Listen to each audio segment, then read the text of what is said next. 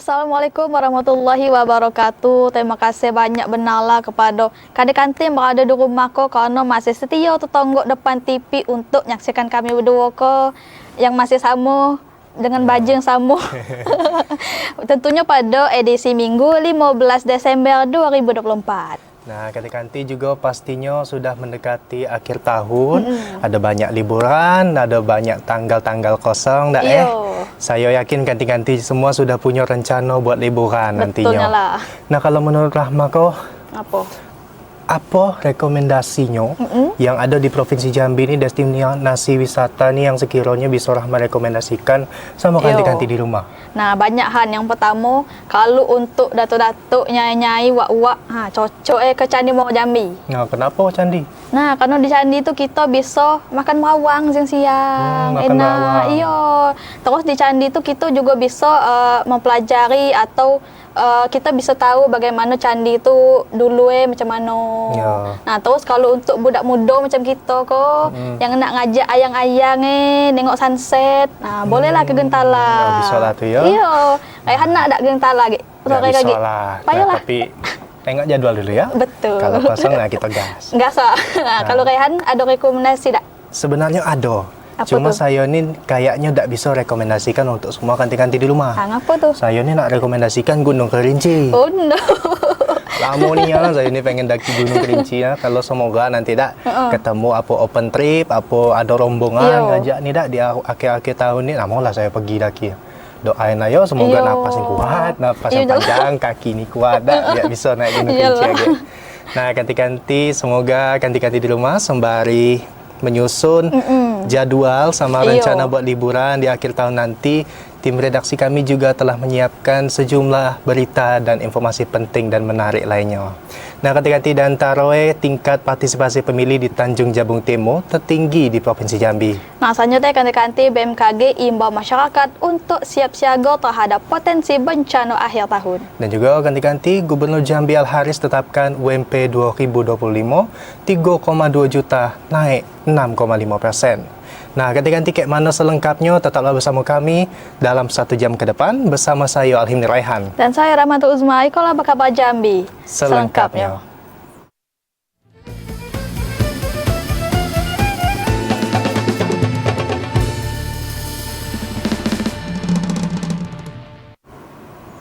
Nah, kanti-kanti mengawali Berkabar Jambi, Kabupaten Tanjung Jabung Timur jadi wilayah tertinggi dalam tingkat partisipasi pemilih di Pilkada Serentak 2024.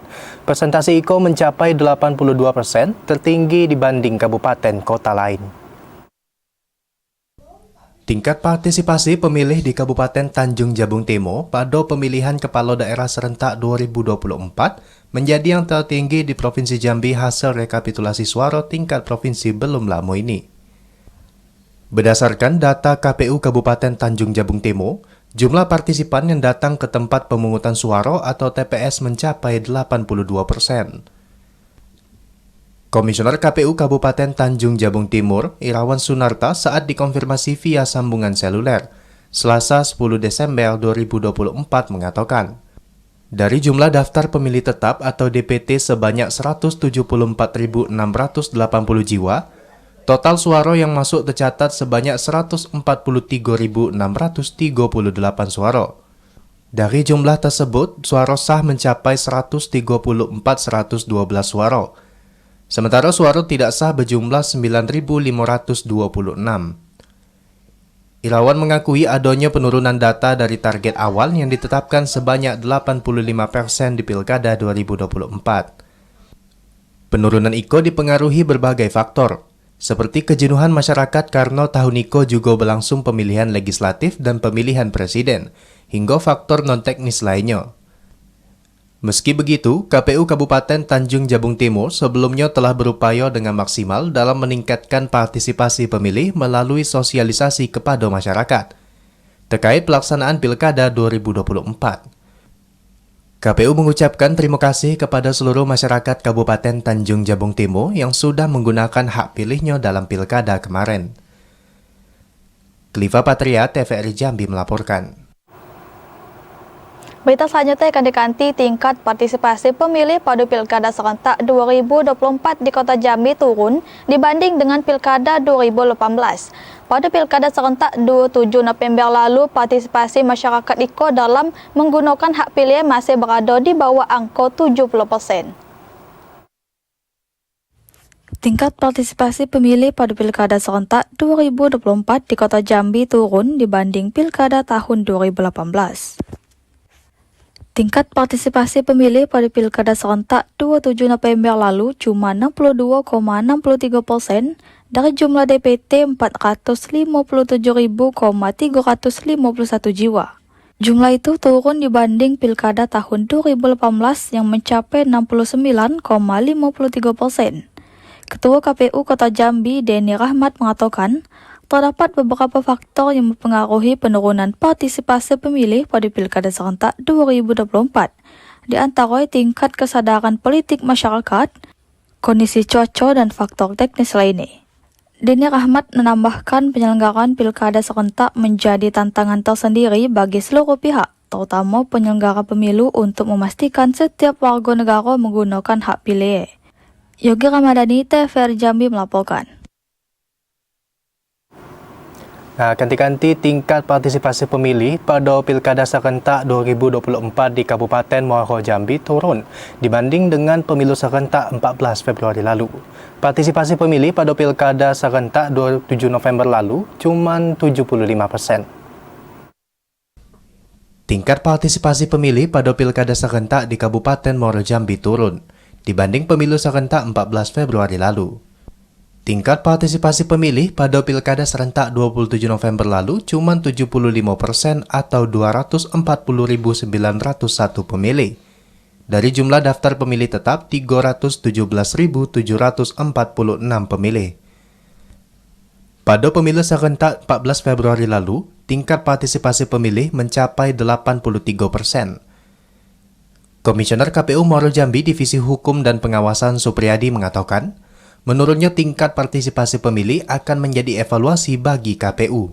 Kalau tidak berani berspekulasi terkait dengan dugaan terhadap animo masyarakat untuk mencoblos pada pilkada serentak ini, mungkin ada banyak kendala lah yang dihadapi oleh masyarakat kita. Yang jelas kalau DPT kemudian C pemberitahuan sudah sampai sesuai dengan pemilih sesuai di TPS masing-masing. Supriyadi menambahkan, selain masih rendahnya tingkat kesadaran politik masyarakat, menurunnya partisipasi pemilih pada pilkada serentak juga disebabkan kondisi cuaca dan faktor teknis lainnya. Azam Afnan, TVRI Jambi melaporkan.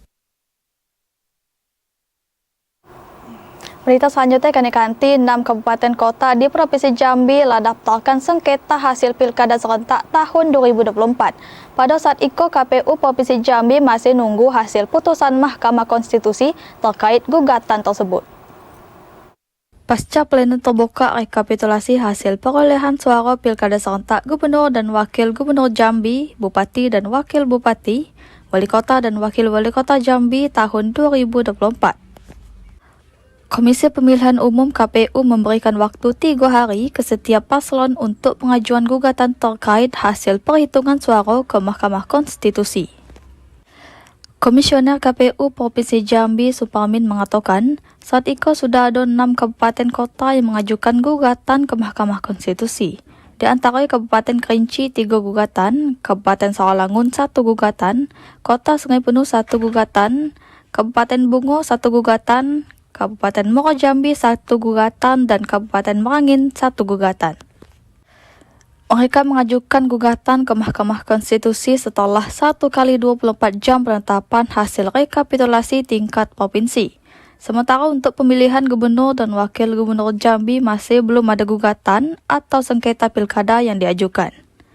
Saat itu KPU Provinsi Jambi masih menunggu hasil putusan Mahkamah Konstitusi atas tindak lanjut dari gugatan tersebut, karena saat itu masih dalam register di Mahkamah Konstitusi. Joko, TVRI Jambi melaporkan. Kanikati masyarakat siap siaga terhadap potensi bencana akhir tahun. Informasi selengkapnya kami hadirkan usai jeda berikut. Tetaplah bersama kami.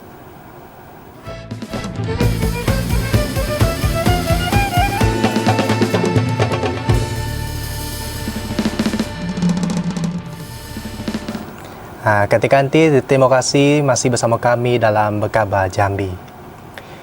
Nah, kanti-kanti yang kini tinggal di Kabupaten Kerinci, kalau ada nengok awan tu lah hitam, lah pekat dak, kalau hari tu lah gelap, lah redup, nah tutuplah jendela, angkatlah jemuran. Karena di Kabupaten Kerinci tengah berada pada puncak musim penghujan dan kondisi iko berpotensi menimbulkan cuaca ekstrim seperti hujan lebat disertai dengan petir dengan angin kencang. Dan masyarakat dan pemerintah diminta untuk tetap waspadai hal tersebut. Berdasarkan penjelasan pihak Badan Meteorologi, Klimatologi dan Geofisika atau BMKG Depati Parbo Kerinci, saat itu wilayah Kabupaten Kerinci sedang memasuki puncak musim penghujan. Dampak puncak musim penghujan mengakibatkan terjadinya cuaca ekstrim, seperti hujan lebat yang disertai petir serta angin kencang, yang berpotensi menyebabkan terjadinya bencana alam seperti banjir, longsor, jalan licin, jarak pandang pendek, dan lain sebagainya. Kepala Kantor BMKG Depati Parbo Kerinci, Kurnianingsi mengatakan, musim penghujan di Kabupaten Kerinci dan Kota Sungai Penuh masih akan berlangsung hingga bulan April tahun 2025. Masyarakat dan pemerintah Kabupaten Kerinci diimbau untuk tetap waspada terhadap dampak bencana yang dapat ditimbulkan selama puncak musim penghujan. Ilwan, TVRI Jambi melaporkan. Masih terkait Kabupaten Kerinci, kanti BMKG Stasiun Depati Parbo Kerinci memprediksi memasuki akhir tahun 2024 wilayah Kota Sungai Penuh akan menghadapi puncak cuaca ekstrim. Masyarakat diminta untuk waspada terhadap bencana alam yang akan terjadi. Memasuki akhir tahun 2024, wilayah Kota Sungai Penuh akan menghadapi puncak cuaca ekstrim angin kencang disertai hujan lebat. Badan Meteorologi, Klimatologi, dan Geofisika BMKG Stasiun Depati Parbo Kerinci mengimbau warga agar selalu waspada dan siap siaga terhadap potensi bencana alam yang akan terjadi. Informasi yang dikeluarkan oleh BMKG bukan untuk menghentikan bencana alam, akan tetapi untuk meminimalisir dampak yang disebabkan bencana alam seperti banjir dan tanah longsor. Kepala BMKG Stasiun Depati Parbo Kerinci, Kurnianingsi mengatakan, pihaknya telah melakukan sosialisasi kepada siswa dan siswi SLTA sederajat untuk lebih serius dalam menanggapi informasi yang dikeluarkan oleh BMKG agar dampak-dampak yang disebabkan dapat diminimalisir daerah yang rawan bencana. Kurnianingsi mengharapkan dengan adanya sosialisasi tersebut, generasi muda bisa menyampaikan kepada keluarga dan rekan-rekannya agar warga yang berada di daerah rawan longsor dan banjir bisa siap siaga dan meminimalisir potensi bencana yang akan terjadi di tempat tinggalnya. Fahlan, TVRI Jambi melaporkan. Nah, kanti sudahlah hampir sepekan, nelayan tradisional pencari udang ketak di Kuala Jambi tak melaut. Hal itu disebabkan cuaca ekstrim yang ditandai dengan hujan yang cukup deras dan angin kencang yang terjadi dalam beberapa minggu terakhir. Sejumlah nelayan di parit 13 Kelurahan Tanjung Solok, Kecamatan Kuala Jambi, Kabupaten Tanjung Jabung Timur tak berani melaut mencari udang ketak. Hal itu disebabkan cuaca ekstrim yang ditandai dengan hujan yang cukup deras dan angin kencang yang terjadi dalam beberapa minggu terakhir itu. Salah seorang nelayan pencari udang ketak, Mail, mengatakan, sudah 1 minggu itu para nelayan pencari udang tak lagi melaut akibat cuaca buruk. Sulitnya tangkapan akibat gelombang tinggi dan angin kencang disertai hujan yang cukup deras membuat nelayan khawatir terjadi sesuatu saat sedang melaut. Untuk memenuhi kebutuhan sehari-hari, para nelayan cuma mencari ikan dengan cara memancing di air yang dangkal yang tak terlalu jauh dari daratan. Sembari menunggu cuaca normal, para nelayan memperbaiki jaring serta perahu mereka yang bocor. Mail menambahkan, selain cuaca ekstrim, sulitnya bahan bakar minyak jenis solar juga turut dirasakan nelayan di parit 13 Kelurahan Tanjung Solok, Kecamatan Kuala Jambi, Kabupaten Tanjung Jabung Timur. Kliva Patria, TVRI Jambi melaporkan. Ganti-ganti harga kacang panjang anjlok, petani beralih ke penanam cabai. Informasi selengkapnya usai jeda yang melewati kini kok. Tetaplah bersama Berkabar Jambi.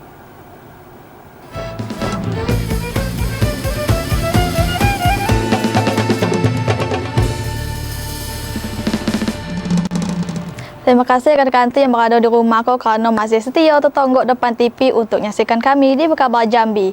Nah, kita lanjut pula ke berita selanjutnya, iaitu berita senang rekan-rekan mengenai UMP Provinsi Jambi. Mengikuti standar kenaikan sebesar 6,5% yang ditetapkan Presiden Prabowo Subianto, Gubernur Jambi Al-Haris resmi menetapi upah minimum Provinsi Jambi tahun 2025 yaitu sebesar Rp3.234.535. Gubernur Jambi Al-Haris resmi menetapkan upah minimum Provinsi Jambi tahun 2025. Pada tahun itu, UMP Jambi naik sebanyak 6,5% atau sebesar Rp3.234.535 dari tahun 2024 sebesar Rp3.037.122. Di samping UMP ada pula upah minimum sektoral di bidang pertambangan dan perkebunan yang ditetapkan oleh pemerintah Provinsi Jambi. Upah minimum sektoral bidang pertambangan ditetapkan sebesar Rp3.299.270. Sementara untuk upah minimum sektoral bidang perkebunan ditetapkan sebesar Rp3.242.600. UMS bidang pertambangan naik 2% jika dibandingkan dengan UMP 2025. Sedangkan untuk UMS bidang perkebunan lebih tinggi 0,25% dari UMP yang ditetapkan. Al-Haris mengatakan penetapan UMP Jambi untuk tahun 2025 sudah dilakukan sesuai dengan tenggat waktu yang ditetapkan. Untuk pembagian UMP dan UMS dilakukan sesuai dengan pedoman Peraturan Menteri Tenaga Kerja tahun 2024 dan telah disetujui oleh Dewan Pengupahan Provinsi Jambi dengan mengikuti standar kenaikan 6,5% yang sudah ditetapkan Presiden. Nah, jadi kita punya UMP itu jumlahnya ada 3.234.530 rupiah. Nah, kemudian sektor pertambangan itu 3.299.220 rupiah. Nah, sektor perkebunan itu 3.242.690 rupiah. Surat keputusan penetapan nilai upah minimum buruh yang bekerja di bawah 1 tahun yang ditetapkan oleh Gubernur Jambi akan dikirimkan ke Kementerian Ketenagakerjaan sebagai pemberitahuan. Reni Arta TV Jambi melaporkan. Sementara itu, ganti-ganti Indeks Pembangunan Manusia atau IPM Provinsi Jambi hingga Desember tahun 2024 mencapai 74,36. Jumlah itu meningkat 0,63 poin atau 0,85% dibanding tahun 2023 yang hanya 73,733. Pembangunan manusia di Provinsi Jambi terus mengalami peningkatan. Berdasarkan data BPS Provinsi Jambi, sejak tahun 2018, status pembangunan manusia Provinsi Jambi telah berada di level tinggi atau high level. Tercatat selama tahun 2020 hingga 2024, IPM Provinsi Jambi rata-rata meningkat sebesar 0,71% per tahun. Dari 72,29 pada tahun 2020 menjadi 74,36 pada tahun 2024. Peningkatan IPM Provinsi Jambi tahun 2024 terjadi pada semua dimensi, baik umur panjang dan hidup sehat, pengetahuan, serta standar hidup layak. Peningkatan pada dimensi standar hidup layak lebih cepat dari dimensi lainnya. Pada dimensi umur panjang dan hidup sehat, bayi yang lahir pada tahun 2024 memiliki harapan untuk dapat hidup hingga 74,06 tahun. Angka itu meningkat 0,22 tahun atau 0,30% dibandingkan dengan bayi yang lahir pada tahun sebelumnya. Pada dimensi pengetahuan, harapan lama sekolah atau HLS, penduduk umur 7 tahun meningkat 0,01 tahun atau 0,08% dibandingkan tahun sebelumnya. Dari 13,13 menjadi 13,14 tahun. Sedangkan rata-rata lama sekolah atau RLS penduduk umur 25 tahun ke atas meningkat 0,09 tahun atau 1,02%. Dari 8,81 tahun menjadi 8,90 tahun pada tahun 2024. Dimensi standar hidup layak yang diukur berdasarkan rata-rata pengeluaran real per kapita per tahun juga meningkat Rp461.000 atau 4,13% dibandingkan tahun sebelumnya. Peningkatan IPM tahun 2024 didukung oleh semua dimensi penyusunnya, terutama standar hidup layak dan pengetahuan. Joko TVRI Jambi melaporkan.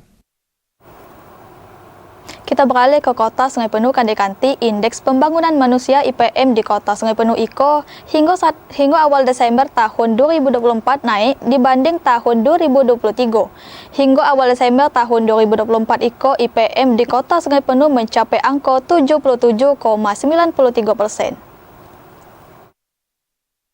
Berdasarkan data Badan Pusat Statistik BPS Kota Sungai Penuh, Indeks Pembangunan Manusia IPM hingga awal Desember tahun 2024 meningkat dibandingkan tahun 2023. Pada tahun 2023, IPM Kota Sungai Penuh hanya sebesar 77,20%, sementara pada tahun 2024 mencapai 77,93%. Kepala BPS Kota Sungai Penuh Yudi Fri Amara mengatakan, peningkatan IPM di Kota Sungai Penuh dipengaruhi meningkatnya faktor kesehatan, pendidikan, dan pembangunan. Selain itu, peningkatan IPM juga ditandai oleh penurunan angka kemiskinan. IPM kita sebesar 77,93. Itu berdasarkan metode terbaru, naik dari 77,20 di tahun 2023. Ini disumbangkan oleh peningkatan di bidang kesehatan, pendidikan, dan kesejahteraan. Yudi Fri Amara menambahkan hingga saat IKO IPM di Kota Sungai Penuh berada di posisi kedua setelah Kota Jambi. Angka IPM di Kota Sungai Penuh termasuk dalam kategori tinggi, berada di atas 70%. Fahlan Diandra TVRI Jambi melaporkan. Nah, ganti yang hobi numis kacang panjang di Muaro Jambi, senang-senang lah. Karena harga sayuran jenis kacang panjang IKO di Kabupaten Muaro Jambi turun drastis, di harga Rp1.000 per kilogram. Agar tidak semakin rugi, petani kacang panjang beralih nanam cabai. Petani kacang panjang di Desa Bukit Baling, Kecamatan Sekernan, Kabupaten Muaro Jambi mengeluhkan anjloknya harga kacang panjang di tingkat pedagang. Sejak 1 bulan terakhir, harga kacang panjang di sejumlah pasar tradisional dalam wilayah Kabupaten Muaro Jambi turun drastis, di harga Rp1.000 per kilogram. Dari harga sebelumnya mencapai Rp5.000 per kilogram. Salah seorang petani kacang panjang, Jumadi, mengatakan penurunan harga membuat petani merugi, karena tak sebanding dengan biaya penanaman dan perawatan. Penurunan harga kacang panjang membuat petani rugi hingga Rp20 juta. Agar tidak semakin rugi, dirinya dan petani kacang panjang lainnya saat IKO beralih menanam cabai. Normal saja gitu. Normalnya berapa, Pak? Normalnya kalau cabai itu 25 ke atas. Kalau kacang? Kalau kacang normalnya sampai 5.000. Oh, kemarin 1.000 ya? 1.000. Di harga 1.000 apa yang kita rasakan, Pak? Ya. Yang kita rasakan ya sedih lah kalau petani harga 1.000 perak. Jumadi dan petani lainnya berharap pemerintah daerah dapat membantu menormalkan kembali harga komoditi pertanian. Azam Afnan, TVRI Jambi melaporkan. Nah, ganti yang nak makan lah dulu, yang nak nyemur baju lah dulu. Tapi balik lagi kaki nonton Makabar Jambi, karena kami masih akan balik dengan sejumlah informasi penting dan menarik lain nih. Nah, di antara Dewan minta Pemda maksimalkan penanganan kasus stunting. Tetaplah bersama kami.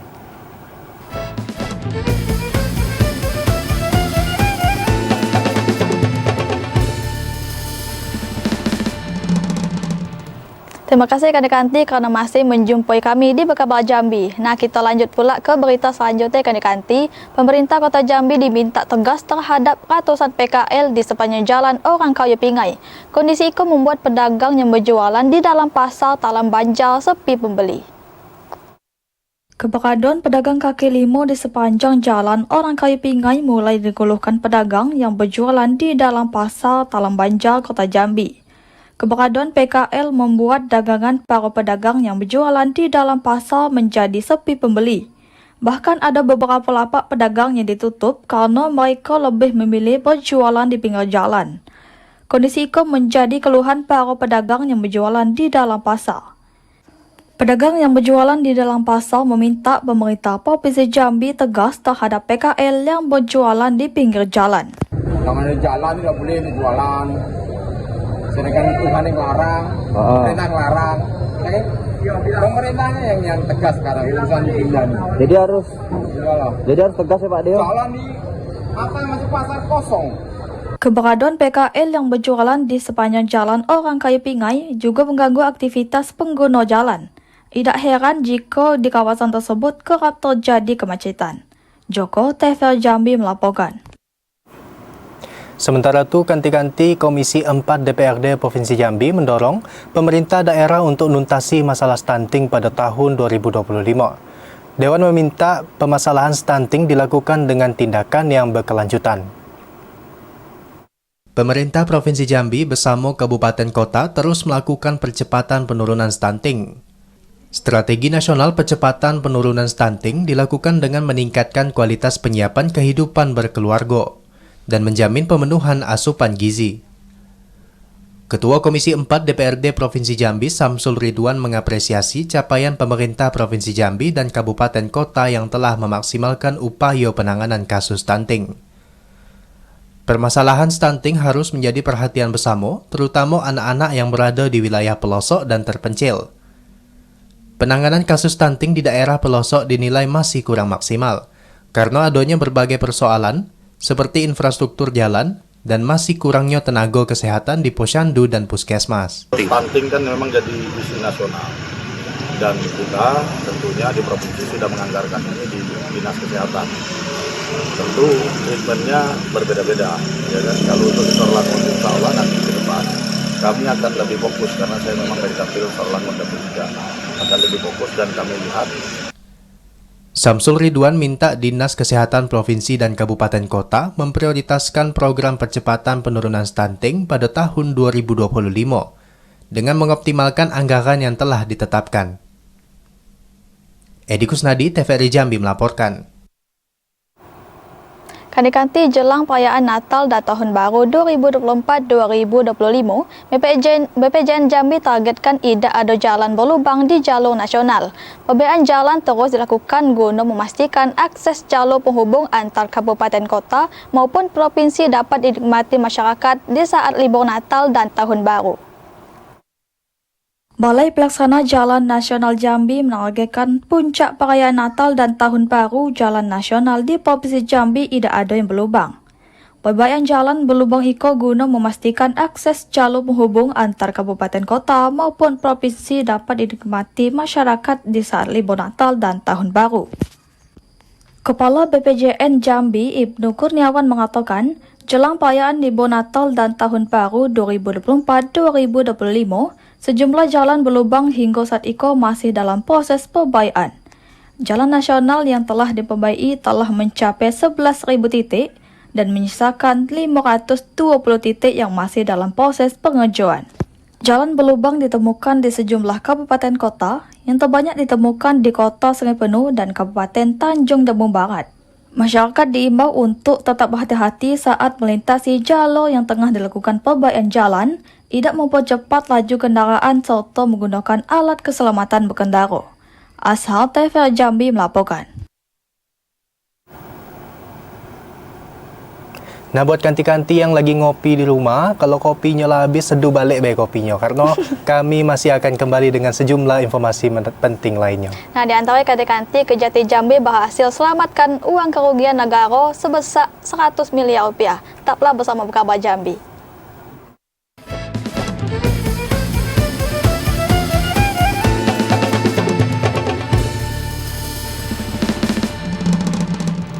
Nah, kanti-kanti di rumah, semoga kopinya udah diseduh lagi karena kita balik lagi bersama kami dalam Kabar Jambi.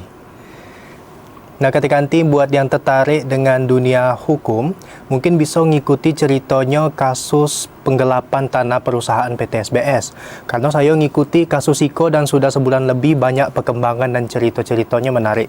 Di mana saat Iko, kasus tersebut sudah sampai di tahap di mana Subdit 1 Kamnek di Treskrimum Polda Jambi itu balik menetapi tersangka kasus pemalsuan dokumen kapal sebagai tersangka kasus penggelapan tanah perusahaan PT SBS.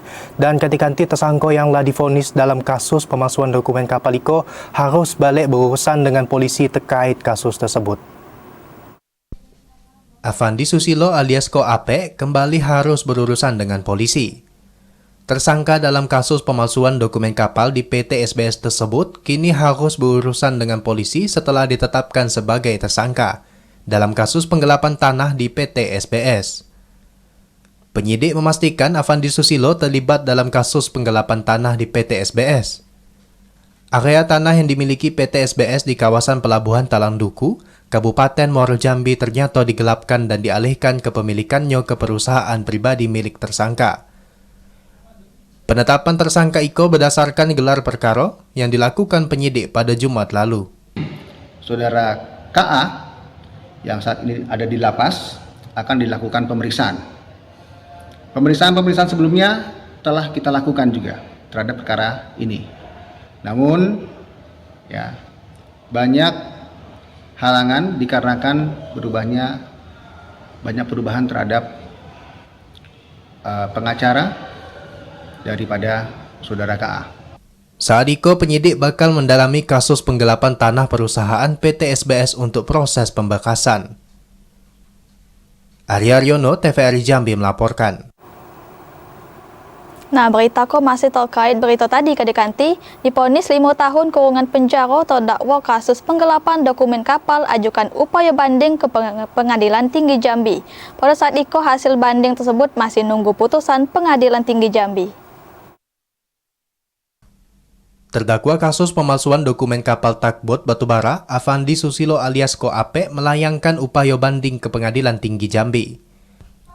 Upaya banding Iko dilayangkan terdakwa untuk meminta keadilan hukum pasca divonis 5 tahun 6 bulan kurungan penjara oleh Majelis Hakim Pengadilan Negeri Jambi. Juru bicara Pengadilan Negeri Jambi, Otto Edwin mengatakan, terdakwa telah melayangkan upaya banding ke Pengadilan Tinggi Jambi. Serempak dengan Iko, Jaksa Penuntut Umum juga turut melayangkan banding ke Pengadilan Tinggi Jambi. Saat Iko, hasil banding tersebut masih menunggu putusan Pengadilan Tinggi Jambi, apakah menguatkan putusan majelis hakim atau meringankan hukuman terdakwa. Upaya banding? Untuk KHP, upaya banding mulai mereka mengajukan hari Kamis tanggal 5 Desember 2024. Nah, KHP mengajukan banding, kemudian pada hari itu juga jaksa mengajukan banding juga. Banding ke PT berarti, Pak? Pengadilan Tinggi Jambi. Sebelumnya, kasus pemalsuan dokumen kapal batubara yang menjerat Afandi Susilo alias Ko Ape telah dipersidangkan di Pengadilan Negeri Jambi pada siang Iko. Majelis Hakim menjatuhkan hukuman kepada terdakwa dengan hukuman 5 tahun 6 bulan kurungan penjara. Vonis Iko lebih rendah dari tuntutan Jaksa Penuntut Umum yang menuntut terdakwa dengan 6 tahun kurungan penjara. Majelis Hakim menilai terdakwa Afandi Susilo alias Ko Ape telah bersalah karena melanggar pasal 263 ayat 1 KUHP, jungto pasal 55 ayat 1 ke 1 KUHP. Sebagaimana dakwaan ke-1 dan pasal 374 KUHP sebagaimana dalam dakwaan kedua primer. Asar TVRI Jambi melaporkan. Dalam sorotan lainnya, kanti-kanti alhamdulillah kasus kekerasan terhadap anak dan perempuan di Provinsi Jambi hingga awal Desember 2024 hanya 152 kasus dan jumlah tersebut turun dibanding tahun 2023 yang mencapai 245 kasus. Berdasarkan catatan Unit Pelaksana Teknis Daerah Perlindungan Perempuan dan Anak UPT DPPA Provinsi Jambi, jumlah kasus kekerasan terhadap perempuan dan anak hingga awal Desember 2024 hanya 152 kasus.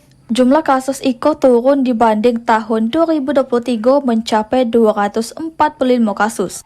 Kepala UPT DPPA Provinsi Jambi Asino Prini mengatakan, jumlah kasus kekerasan terdiri dari 89 kasus untuk kekerasan terhadap anak, 59 kasus kekerasan terhadap perempuan, dan 4 kasus kekerasan terhadap laki-laki. Turunnya kasus kekerasan terhadap perempuan dan anak diduga karena berbagai alasan.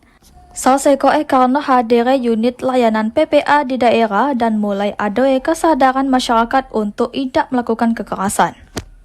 Sementara faktor yang menjadi penyebab utama kasus kekerasan terhadap perempuan dan anak masih didominasi persoalan ekonomi serta perubahan perilaku kehidupan sosial masyarakat. Kalau jumlah kasus 152. 89 anak, 59 itu perempuan. Kondisi ini apakah naik ataupun turun ya? Nurun. Oh, oke. Nurun. Lalu 245. Hari ini 152. Asi Noprini menjamin laporan kasus kekerasan terhadap perempuan dan anak telah diproses oleh UPT DPPA Provinsi Jambi. Randy Alta, TVRI Jambi melaporkan.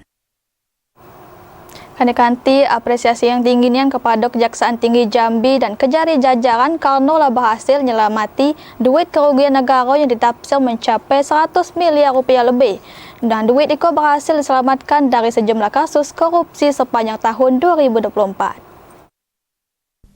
Kejaksaan Tinggi Jambi dan Kejari jajaran telah berhasil menyelamatkan uang kerugian negara dari kasus tindak pidana korupsi. Tercatat sepanjang tahun 2024, uang yang telah berhasil diselamatkan oleh Kejati Jambi berjumlah 100.939.881.856 rupiah 51 sen. Uang tersebut diperoleh dari 19 kasus perkara korupsi yang telah dieksekusi, serta yang masih dalam tahap penyelidikan sebanyak 54 kasus. 31 kasus penyidikan, dan 51 kasus tahap penuntutan. Aspidsus Kejati Jambi Yudi Prihastoro mengatakan, dalam rangka memperingati Hari Anti Korupsi Sedunia, Kejati Jambi dan Kejari jajaran mempertegas kepada seluruh oknum yang nekat melakukan aksi yang dapat merugikan negara akan dilakukan tindakan tegas. Selain melakukan upaya penindakan, upaya preventif terus dilakukan oleh tim jaksa, seperti memberikan sosialisasi gratifikasi dan pencegahan tindak pidana korupsi dalam pengadaan barang, jasa, serta pengamanan aset negara.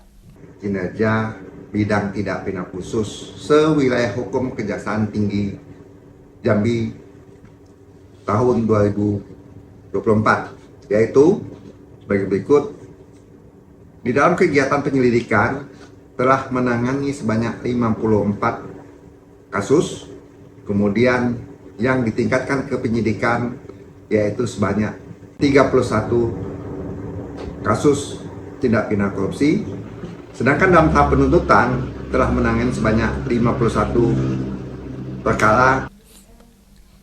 Bagi masyarakat yang mengetahui adanya indikasi penyalahgunaan anggaran negara dapat melaporkan kejadian tersebut ke petugas. Diharapkan dengan peran serta masyarakat IKO, aksi tindak pidana korupsi dapat diminimalisir sedini mungkin. Asar TVRI Jambi melaporkan. Nah, ketika kembali ke kasus penggelapan tanah PT SBS yang kita bahas tadi, kuasa hukum tersangka penggelapan tanah di PT SBS menilai polisi terlalu terburu-buru dalam menangani kasus tersebut.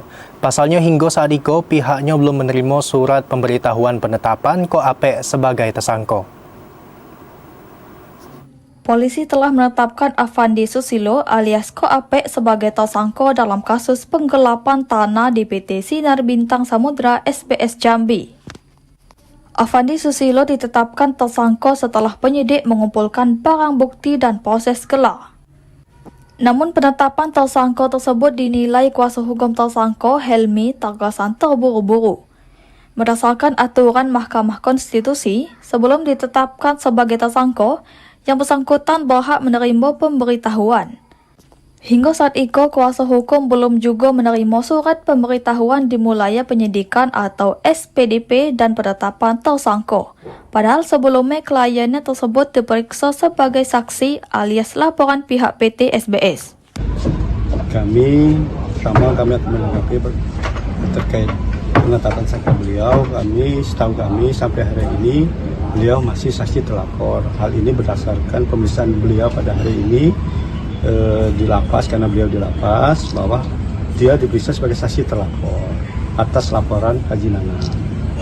Nah, terkait penetapan tersangka, kami belum terima surat SPDP. Afandi Susilo alias Ko Ape tersangka dalam kasus pemalsuan dokumen kapal di PT SBS tersebut kini harus berurusan dengan polisi setelah ditetapkan sebagai tersangka dalam kasus penggelapan tanah di perusahaan tersebut. Area tanah yang dimiliki PT SBS di kawasan Pelabuhan Talang Duku, Muaro Jambi ternyata digelapkan dan dialihkan ke pemilikannya ke perusahaan pribadi milik tersangka. Ari Haryono, TV Jambi melaporkan. Tim Komisi 3 DPR RI mendatangi Polda Jambi untuk membahas kinerja polisi. Dalam pertemuan tersebut, Komisi 3 DPR RI mendesak Polri untuk tegas dan cepat dalam memberantas aktivitas ilegal drilling atau pengeboran minyak dan sumur ilegal. Telah sampai di Mapolda Jambi, tim Komisi 3 DPR RI bidang hukum, HAM dan keamanan disambut para pejabat utama Polda Jambi. Kunjungan tersebut membahas kinerja polisi dan jaksa dalam beberapa tahun terakhir, serta upaya dalam memberantas tindak pidana. Sejumlah tindak pidana seperti aktivitas pengeboran sumur minyak ilegal, penambangan emas ilegal hingga konflik tanah menjadi sorotan selama rapat tertutup di Gedung Siginjai. Kali ini Komisi 3 DPR RI lebih menyoroti sistem koperasi di daerah yang marak aktivitas ilegal drilling. Anggota Komisi 3 DPR RI Hinca Panjaitan berharap aktivitas pengeboran sumur minyak ilegal menemukan solusi permanen dengan menggunakan sistem koperasi. Cukup lama kami rapat mendengarkan laporan dan harapan mitra kerja kami di sini yang akan kami follow up. Lebih banyak kami mendengar mereka bicara daripada kami yang bertanya, karena ini memang kunjungan kerja untuk menyerap aspirasi. Ada banyak yang disampaikan dan kami memberi apresiasi kepada mitra kami di sini, khusus untuk Polda Jambi. Dalam pertemuan tersebut, Hinca Panjaitan juga mengapresiasi pelaksanaan Pilkada Serentak 2024 di Provinsi Jambi berjalan aman dan lancar. Ari Haryono, TV Jambi melaporkan. Nah, kanti sudah berada di penghujung acara. Demikianlah Berkabar Jambi Sariko. Terima kasih atas perhatian dan kebersamaannya dengan saya Rahmatul Uzma. Dan saya Alhimni Rehan bersama kerabat kerja yang bertugas pamit undur diri. Wassalamualaikum warahmatullahi wabarakatuh dan sampai jumpa.